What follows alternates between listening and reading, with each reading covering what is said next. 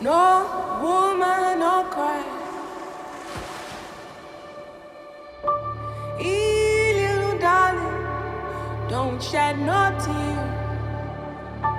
No woman, no cry. You've been at this for more than 2 decades, so you're not new to it. You are a veteran.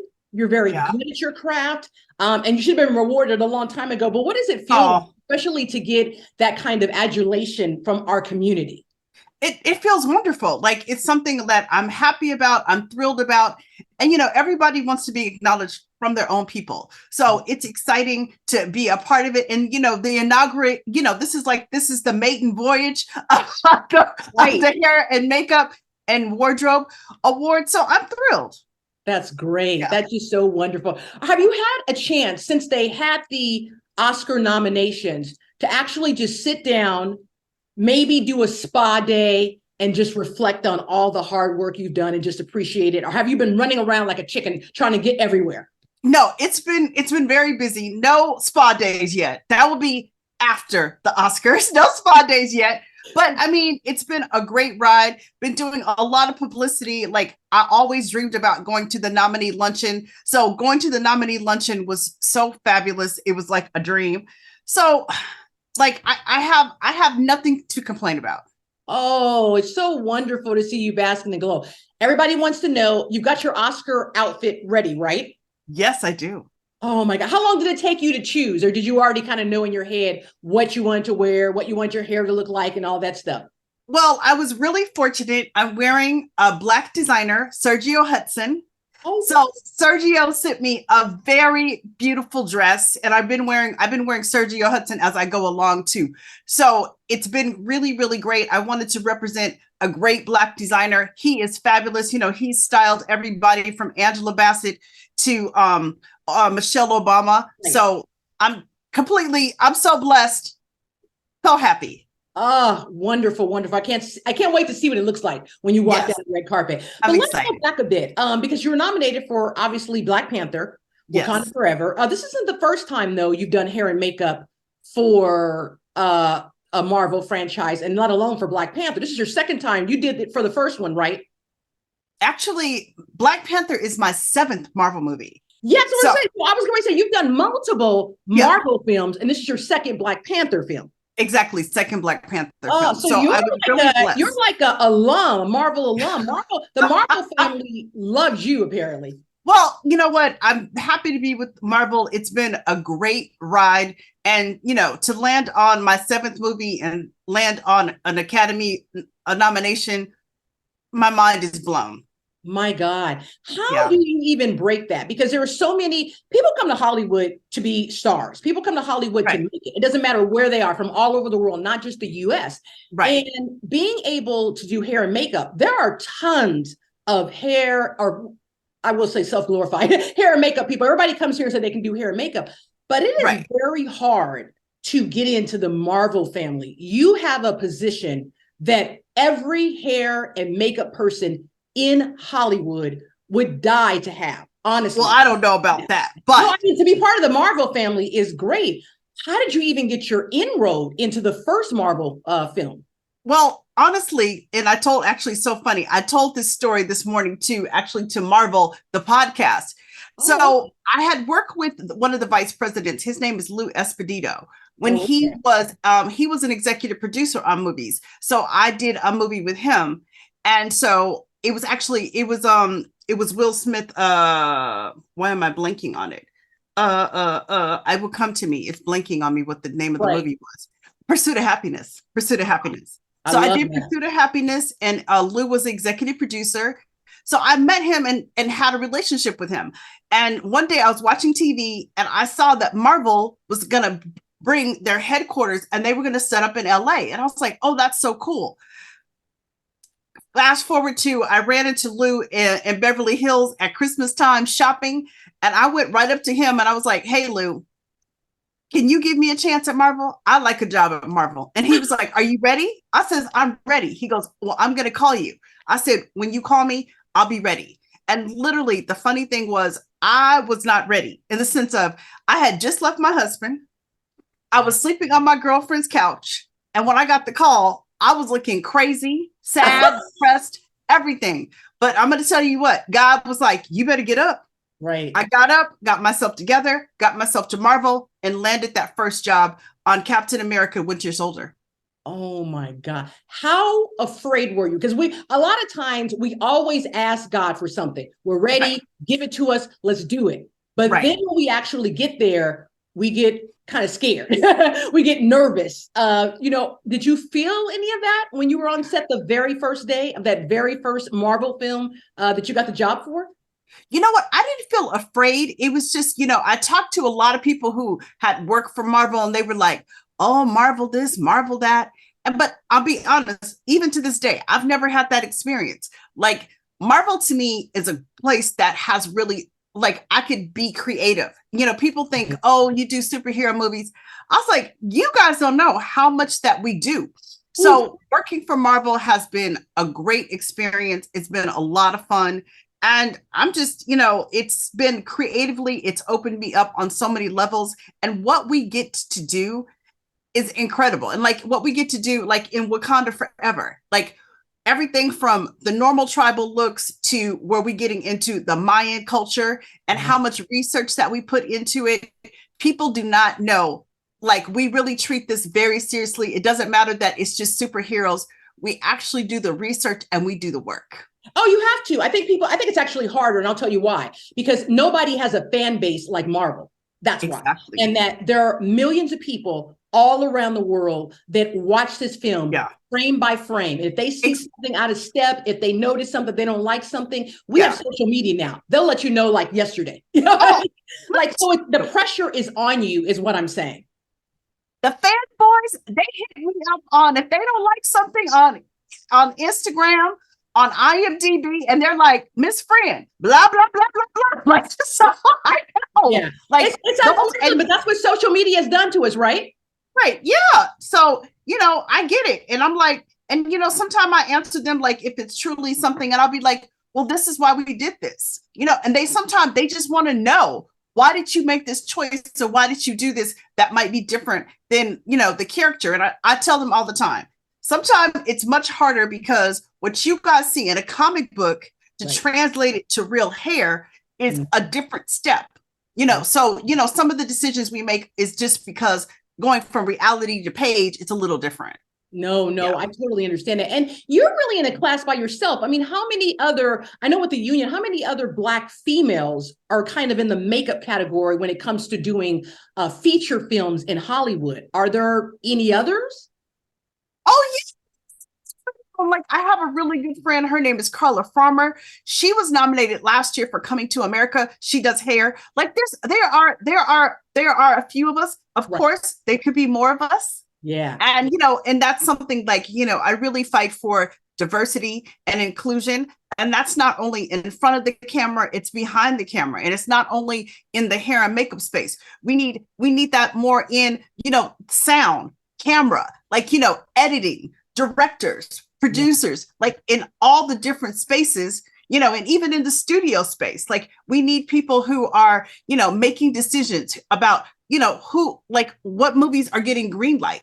So, we need that in so many different spaces. Yeah. And just speaking of that, I saw something the other day where I was watching a model, African-American model, talk about she's so happy how things have changed in the modeling industry, because when she got into it many years ago, there was nobody on set to even do her hair. Like nobody knew what 4C hair even was. It's not natural hair and stuff like that. And so when I saw that clip, I kind of thought of what it's like for the makeup and hair people in Hollywood, because I think there's a lot of actors that probably been acting for many decades, obviously, that are Black, that when they first got into the business, there was no one like you who could help them out and understood how to do hair that was 4C and how to do hair that was non-4C. You know what I mean? Non-African American. No, I get it. Your hair. And so now they have you, and I'm wondering, have you ever had any stories with actors on set that are just so happy to have you here now? Oh, yeah. I mean, like I've had actors come in the trailer and literally fall in my arms and start crying. And, like, I'll tell you, one of the greatest things is I remember on the first one, Daniel Kaluuya, and, he's a friend. And one thing he was like, he goes, I never had walked into a trailer and felt like comfortable I'm Mm. hearing the music that I understand. I'm seeing people that are in the trailer. He goes, you have every, it's across the board. We have Black people, we have Latin people, we have Asian people, we have Caucasian people, because across the board, for me, if you can do the work, you can work for me. Yeah. So, it's, for me, it's important to be inclusive. And that's what anything in any of the trailers or anything that I work on, I'd like to mix it up and give everybody an opportunity. Wow. Is there like a film that you saw and you looked at the makeup and you looked at the hair and you said, man, they did a good job, or I would have loved to have been part of that film?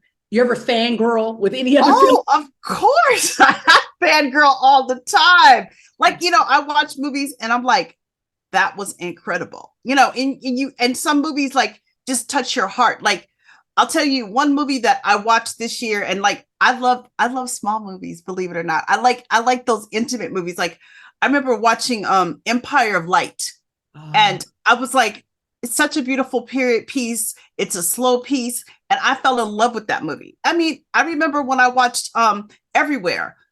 I remember, like, I watched it like 4 times. I was like, there's so many messages in here. I was like, I love the hair. I love the makeup.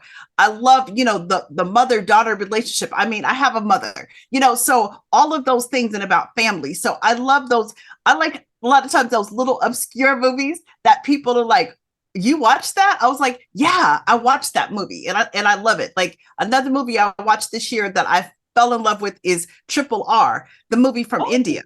Yeah. Early on, my ex-boyfriend was like, you got to see this movie. He goes, you're going to love this. He goes, it's crazy. Yeah. I watched it like it's a 3-hour movie. I've watched it like 4 times. I love that movie. I love the culture. I love the singing. I love the dancing, the clothes, the wardrobe. Everything is done. I love it. So I'm a movie lover in myself. Wow, that's great to hear. I want to talk a little bit more about Black Panther. So many of the characters I love. I love what you did with Lupita Nyong'o's hair. I literally, when I saw the film the first time, because I've seen it like 2 or 3 times now, that's the Wakanda Forever, the latest sequel. I saw and I said, should I do my hair like that for the summer when I go into? I love that. Is that locks, or how was that? I just loved it. And I said, I wonder if I can get my hair done like that. So I just love what you did to her hair. Talk to me about how you came up with her hairstyle for the sequel. Well, I mean, for the sequel, you have it. I'm going to break it down in 2 parts, because initially I talked to Ryan Coogler, our director, and he was very clear on what he wanted. And his whole theory behind it was, and I'll just start with Ramonda and Shuri. The theory behind it was, in West African culture, when you're in mourning, you would shave your head in mourning, just like in the Jewish culture, you sit Shiva. It's the same sort of concept. So the idea was, if they had shaved their head, what would it look like a year later? So that's where I picked up the ball and ran with it, is like looking at how would it look a year after. So just deciding on what that was going to look like. So starting with Ramonda, I was like, we keep her in the same beautiful hair colors. We keep her in the platinum, in the silver, and the blonde, but I was like, I took a beat from Ruth Carter. So I was looking at the crowns that she wears, and I said, well, if we take and we create this wig in like a 4 A and B texture, but we create it in that beautiful color and we make it like a crown. I was like, that would be beautiful on her, like coming off of her face. Because Angela, like, listen, she's one of the most beautiful women I've ever worked with in the world, from the inside. All of us. She's fabulous. So, that's where I was like, that will work there. And then looking into Shuri's character. So before, in the first movie, she was, fun loving. She was the kid. She was the jokester, the fashionista.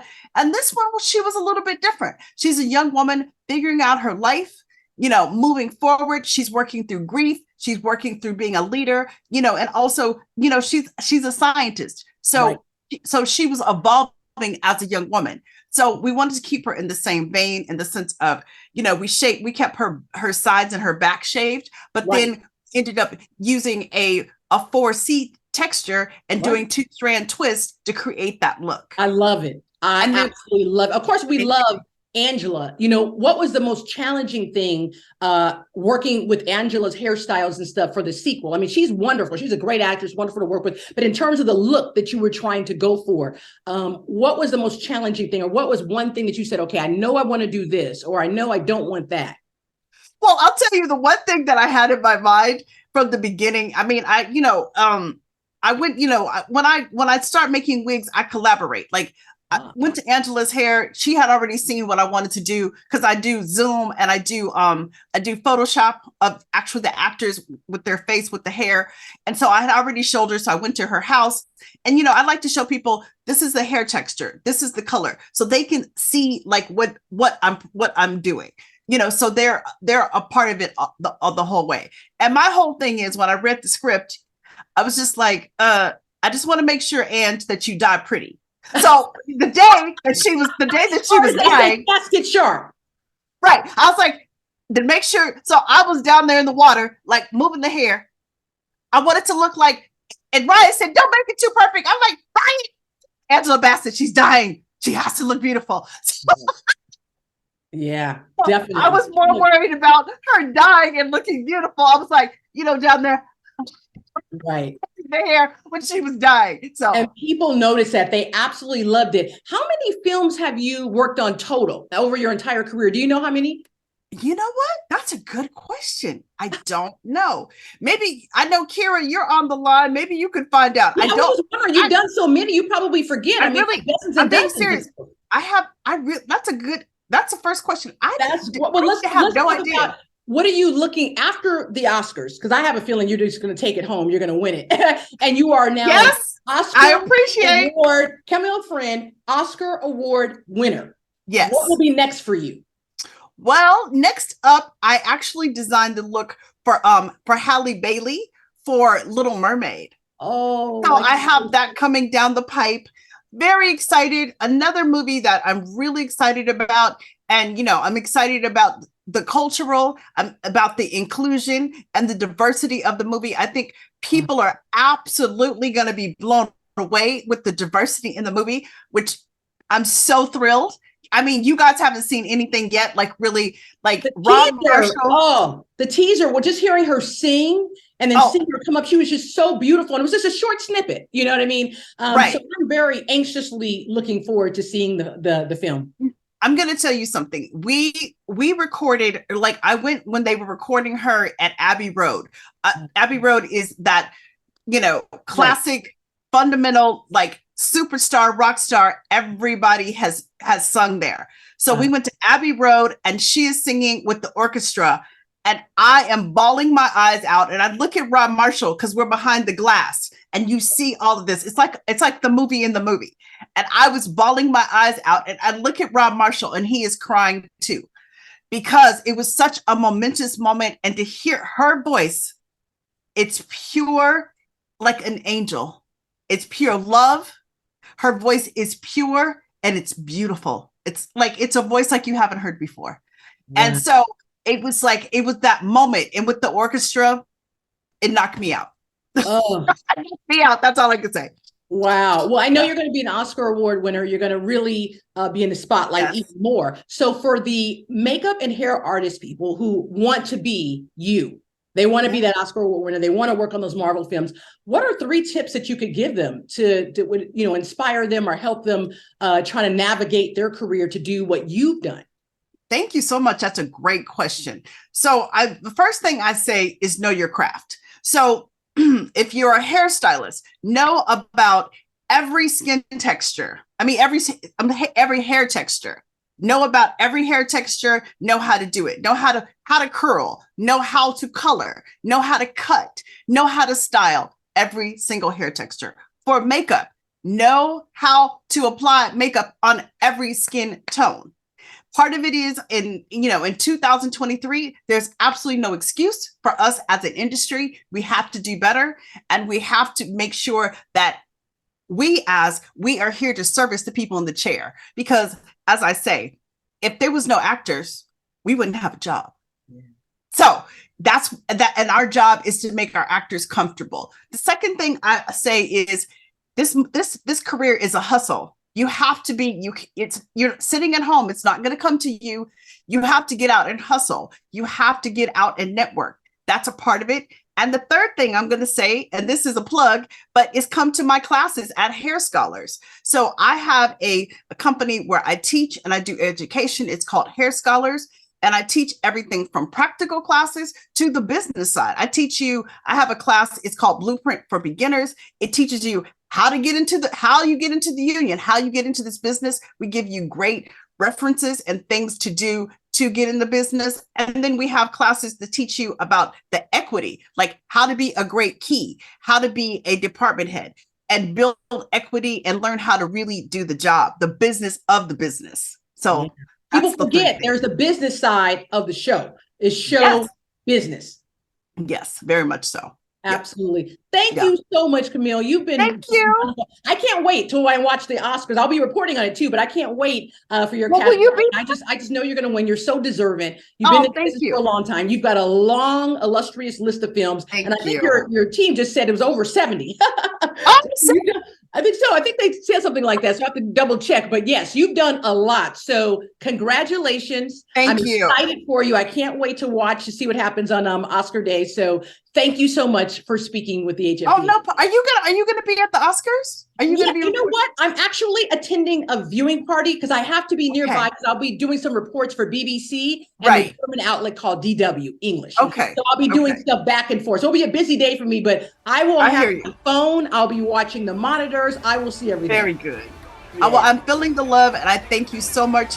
And just thank you. I mean, thank you so much for doing this and supporting me and being so kind and warm. I really appreciate it.